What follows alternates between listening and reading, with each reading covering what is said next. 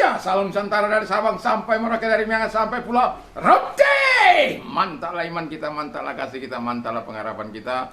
Tentunya dalam Yesus Kristus menjadi Tuhan dan Juru Selamat kita dan Juru Selamat dunia. Jangan katakan bahwa Yesus itu bukan Tuhan, jangan katakan pula bahwa Yesus itu bukan Juru Selamat. Dia adalah Tuhan, dia adalah Juru Selamat. Bagi engkau yang percaya, engkau akan diselamatkan. Bagi engkau yang tidak percaya, engkau akan dihukum. Walaupun di luar sana ada banyak orang mengatakan bahwa Yesus itu bukan Tuhan, Yesus itu bukan Juru Selamat. Alkitab sudah mengatakan bahwa dia adalah Tuhan, dia adalah Juru Selamat. Dan Yesus sudah berkata, akulah jalan kebenaran hidup, tiada seorang sampai kepada Allah kalau tidak melalui aku. Dan keselamatan tidak dalam siapapun juga, selain di dalam Dia yang memberikan kekuatan, dalam Dia, Yesus. Karena di bawah kolong langit ini tidak ada nama lain yang diberikan kepada manusia yang olehnya kita dapat diselamatkan. Karena begitu besar kasih Allah akan dunia ini, sehingga Ia mengaruniakan anaknya yang tunggal, supaya setiap orang percaya kepadanya tidak binasa, melainkan beroleh hidup yang kekal. Jadi yang saya katakan kepada kita ialah, terima Yesus, engkau memperoleh hidup yang kekal. Selamat pagi bagi kita semuanya. Kiranya kekuatan Tuhan, kekuatan firman, kekuatan Roh Kudus, kekuatan doa, kekuatan iman menyertai setiap kita, sehingga dalam perjalanan hari ini kita tetap bersama dengan Tuhan dan dengan penuh kasih tetap mencintai Tuhan di dalam hidup ini. Dan kita akan berdoa. Terima kasih, biarkan kami sama seperti engkau hidup, kami juga demikian hidup. Dalam nama Yesus, haleluya. Amin. Puji nama Tuhan, saya akan membacakan satu ayat dalam 1 Yohanes 2 ayat yang ke-6. Barang siapa mengatakan bahwa ia ada dalam Dia, ia wajib hidup sama seperti Kristus telah hidup. Wow. Ini saya berpikir keras. Karena dikatakan, barang siapa mengatakan bahwa ia ada di dalam Dia, ia wajib hidup sama seperti Kristus telah hidup. Jadi tema kita hidup sama seperti Kristus telah hidup. Ini memang tidak semua kita bisa seperti Yesus, ya. Apalagi kita tidak akan mungkin seperti Dia, ya. Dalam arti karya penyelamatan yang Dia lakukan bagi kita. Tetapi yang mau saya katakan adalah hal-hal yang dilakukannya di muka bumi ini, yang bisa kita lakukan, yang bisa kita tiru, yang kita bisa teladani. Karena satu ayat dikatakan, sebab aku telah memberikan suatu teladan kepada kamu, supaya kamu berbuat sama seperti yang telah kuperbuat kepadamu. Ya, dalam Yohanes 13 ayat 15. Jadi Dia adalah teladan kita. Nah, hidup sama seperti Kristus. Kristus hidup dalam, jadi yang mau kita tirukan Kristus. Jadi kita mau lihat kehidupan Kristus itu bagaimana sih, sehingga kita harus hidup seperti Kristus. Yang pertama, kita melihat bahwa Kristus hidup dalam kebenaran. Ya, jadi tidak satu dosa pun yang menimpa Dia, tidak satu pun yang membuat Dia pantas tidak ditiru, ya. Tetapi kita tahu bahwa kita ada banyak kekurangan kita, banyak kelemahan kita. Tetapi Alkitab mengatakan bahwa sanctify them by your truth, your word is your truth. Jadi kita dikuduskan dalam kebenaran, karena kita dalam satu ayat yang lain dikatakan bahwa kita berasal dari kebenaran itu, ya. Bahwa kita berasal dari kebenaran dalam 1 Yohanes, coba saya buka 1 Yohanes 3 ayat yang ke-19,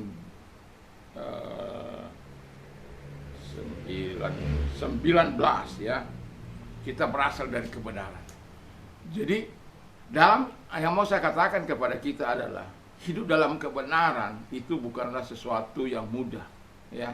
Karena sistem dunia ini kadang-kala kita terjebak di dalamnya.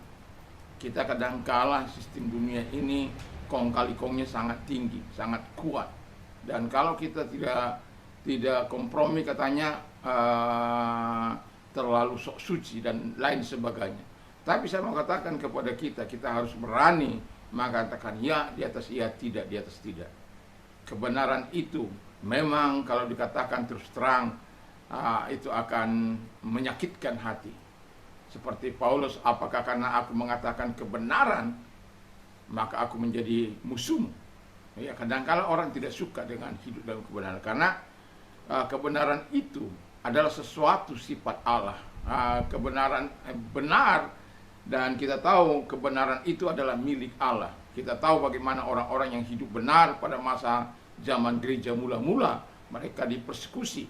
Tetapi Yesus telah menunjukkan dirinya bahwa ia hidup dalam kebenaran, dan ada banyak perangkap-perangkap yang dilakukan kepada Yesus untuk menjerat dia, untuk menemukan kesalahan, pelanggaran baik melalui perkataan, perbuatan, tetapi tidak satu pun ditemukan. Dan itu saya mau katakan, Yesus hidup dalam kebenaran. Yang kedua, kata firman Allah, Yesus hidup dalam kerendahan hati dan lemah lembut. Matius 11 ayat 29. Belajarlah kepadaku, karena aku lemah lembut dan rendah hati, dan engkau akan mendapatkan ketenangan bagi jiwa. Jadi kerendahan hati Yesus itu bukannya dibuat-buat, bukan. Memang dia rendah hati. Bayangkan dalam Yohanes 13 itu bagaimana dia membasuh kaki murid-muridnya, ya, mengelap kaki murid-muridnya. Dan itu adalah tanda kerendahan hati. Bukan hanya itu, memang dia adalah rendah hati dan hidup dalam kerendahan hati. Dan kita harus belajar. Dan soal lemah lembut mungkin saya harus banyak belajar, ya, karena saya bukan orang yang melankolik, ya. Saya bukan itu, saya bukan juga sanguin, ya. Nah, tapi saya ini kolerik. Jadi kalau lemah lembut itu saya anggap itu lemah. Tetapi firman Allah katakan bahwa kita harus lemah lembut. Yesus saja lemah lembut. Jadi siapa saya?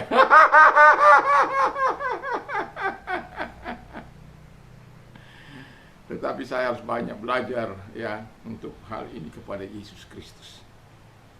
Karena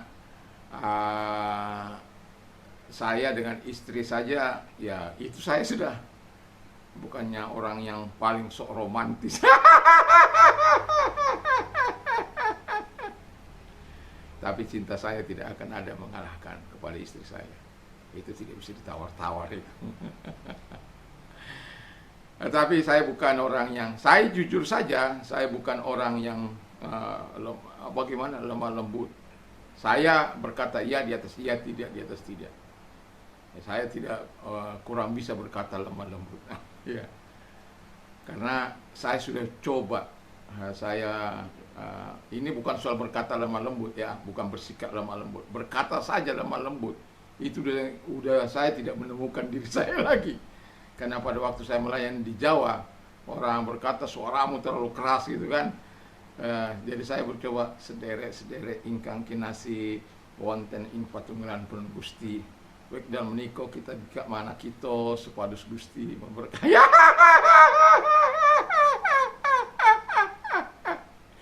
Jadi itu bahasa kromo inggil yang saya pernah pelajari. Dan saya mau katakan kepada kita, itu saya kehilangan jati diri saya. Jadi saya tidak menemukan warna asli saya. Dan saya tahu bahwa Tuhan mengerti keadaan saya. Yang penting saya mencintai dia, mengasihi dia, tapi saya belajar untuk lemah lembut. Bukan untuk bela diri, bukan. Ya, tapi saya belajar. Yang ketiga, kasih, ya, yang kasih. Jadi Yesus itu hidup dalam kasih. Dia hidup dalam kebenaran, dia hidup dalam kerendahan hati dan kelemah lembutan, dan dia hidup, makanya disuruh kita belajar sama dia. Ya, lalu hidup dalam kasih. Nah, dalam kasih ini kita sebagai orang yang percaya kadangkala lupa menerapkan kasih yang sesungguhnya. Kadang saya sudah melihat bagaimana orang beriman menghantam orang beriman. Orang beriman menganiaya orang beriman. Kalau orang dunia menganiaya orang beriman, itu mungkin nggak ada masalah. Tapi bagaimana kalau orang beriman menganiaya orang yang beriman? Orang yang percaya Yesus menganiaya orang yang percaya Yesus. Aneh itu, ya.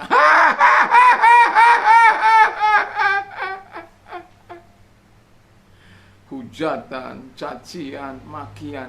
Tapi orang beriman katanya, ya. Katanya, makanya orang Yesus kata, firman Allah katakan begini, hendaklah kamu sehati sepikir dan sejiwa seperti Kristus itu. Ya, memang tidak mudah. Tapi kalau kasih ada dalam kehidupan kita, kita tahu apa yang kita harus lakukan. Makanya firman Allah katakan, kasih terlebih dahulu teman seimanmu. Itu yang terlebih dahulu. Tak kasih dulu saudara-saudaramu. Ini sampai ada melantarkan saudaranya, bahkan membuang orang tuanya ke panti jompo sana karena alasan tidak ada waktu untuk mengurusnya. Dibesarkan berhasil, dibuang itu orang tuanya. Aduh, saya sedihlah ya melihat orang-orang seperti ini. Ya, karena apa? Kasihnya tidak pada tempatnya. Kalau dia mengasihi Yesus, kata firman Allah, pasti dia mengasihi keluarganya. Kalau dia mengasihi keluarganya, pasti dia mengasihi orang tuanya. Bagaimana mungkin orang mengasihi Tuhan lalu tidak mengasihi? Makanya kita hidup dalam firman Allah ini dikatakan kita mengasihi. Ya. Yang terakhir, Yesus itu hidup dalam ketaatan. Jadi kalau Kristus hidup dalam ketaatan, kita juga harus hidup dalam ketaatan. Taat sampai mati Yesus itu, bahkan mati di kayu salib demi melaksanakan amanah Bapaknya. Dan kita dikatakan seperti yang kita kata, dan hidup sama seperti Kristus telah hidup. Memangnya gampang? Enggak. Lemah lembut gampang. Tapi mungkin sama orang Jawa itu nggak apa-apa. Cepat dia lemah lembut. Ya. Bagi orang Batak, apalagi kolerik seperti saya. Ngomong aja untuk lemah lembut itu sangat sulit. Apalagi dalam sikap. Ya. Tapi saya mau katakan, di hadapan Tuhan, saya cepat menangis.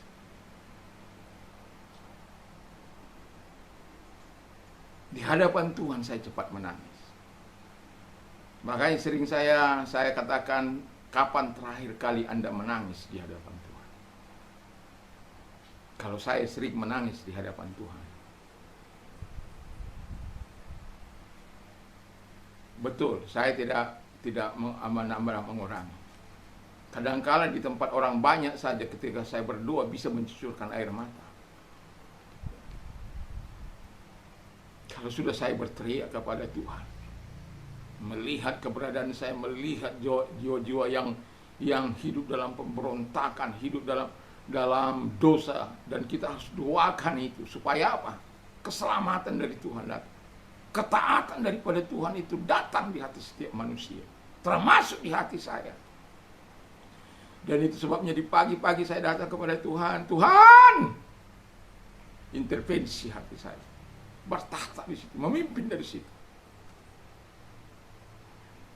Karena saya mau katakan, saya mau hidup seperti dia hidup. Dalam hal-hal tertentu, kita nggak mungkin sama seperti dia. Tapi apa yang saya katakan ini adalah yang mungkin kita lakukan dalam kehidupan sama seperti dia. Untuk kita bisa masuk ke dalam kerajaannya. Nggak mudah. Hati ini harus bicara kepada dia. Hidup ini harus diserahkan kepada dia. Pikiran ini harus dikatakan kepada dia, diserahkan kepada dia. Perkataan kita harus dikendalikan oleh dia. Kadangkala perkataan-perkataan kata kasar, kotor, ya batu-batu, panah api dari si iblis itu, celoteh orang-orang yang tidak bertanggung jawab itu, kadangkala menyakitkan. Lalu mau kita tiru, mau kita apain? Kadang sakitnya itu di sini. Haleluya. Sakitnya itu di sini. Tapi saya mau katakan, kalau engkau sakit hati, engkau rugi. Jangan. Dan saya mau katakan kepada kita, biarkan kita belajar hidup. Kita teladan agung kita itu Yesus, yang teladan yang sempurna. Dia itu. Jadi kalau firman Allah katakan, Sebagaimana yang kita baca tadi dalam ayat yang ke-6,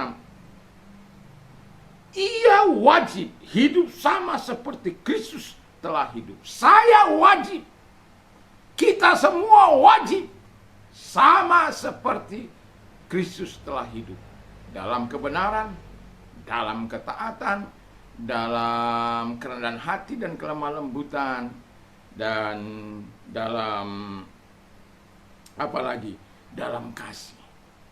Dan doa dan harapan saya ini bisa kita lakukan dalam kehidupan kita, yang menghantar kita kelak bersama-sama dengan Dia tinggal di surganya. Saya mau katakan dengan tulus hati, mari kita sama-sama belajar untuk datang kepada Yesus dalam kebenaran, dalam kerendahan hati, dalam kelemah lembutan, dalam kasih, dalam ketaatan. Semoga Tuhan Yesus memberkati kita dan memberikan kemampuannya dengan kuasa Roh Kudus-Nya, karena tidak mungkin kita dapat hidup seperti Yesus hidup tanpa Bapa, Anak, dan Roh Kudus dalam hidup kita. Itu sebabnya Dia mau tinggal dalam kita, memampukan kita untuk hidup sebagaimana yang diharapkannya. Mari kita tunduk kepala dan kita berdoa. Terima kasih Tuhan, biarkan kami hidup sama seperti Engkau hidup. Tolong kami.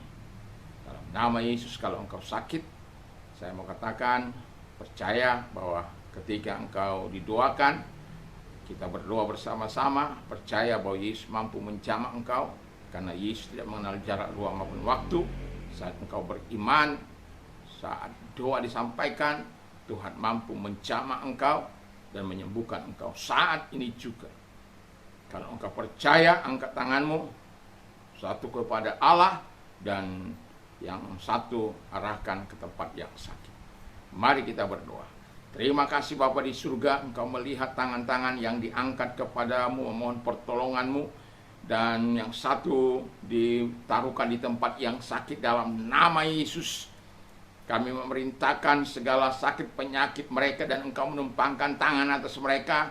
Dalam nama Yesus aku perintahkan segala sakit penyakit dari kami perintahkan dalam nama Yesus, segala sakit penyakit lenyap. Karena Engkau yang menyembuhkan mereka dengan kuasa-Mu, dengan darah-Mu, dengan firman-Mu. Engkau menyembuhkan mereka. Terima kasih. Kami bersyukur, kami berterima kasih. Itu sebabnya Engkau mengatakan, diampuninya mereka, disembuhkannya mereka. Dengan firman-Mu, Engkau menyembuhkan mereka. Terima kasih. Kami bersyukur. Dan bagi Engkau yang mengalami banyak persoalan dalam hidup ini, saya mau katakan kepadamu, datang kepada Tuhan. Dan kalau Engkau orangnya, mari angkat kedua belah tanganmu, tanda penyerahan diri kepada Tuhan, dan berseru kepada Tuhan dengan sungguh-sungguh. Terima kasih Bapa di surga, Kau melihat tangan yang diangkat kepadamu. Kau berkata, marilah kepadaku hai kamu yang letih lesu dan beban berat, aku akan memberikan kelegaan.